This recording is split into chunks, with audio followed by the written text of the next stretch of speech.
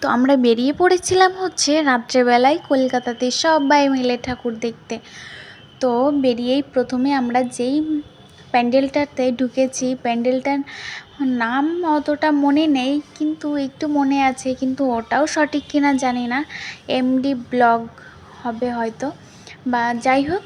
কিন্তু ওই প্যান্ডেলটাতে ঢুকে মানে এত সুন্দর করেছে, পুরো কাচের মতো জল করছে প্যান্ডেলটা।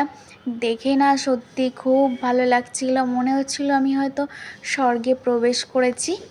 তো তোমরা অর্জুনপুর আমরা সবাই ক্লাবে কে কে গিয়েছো? আমিও কিন্তু গিয়েছিলাম মাঝরাতে।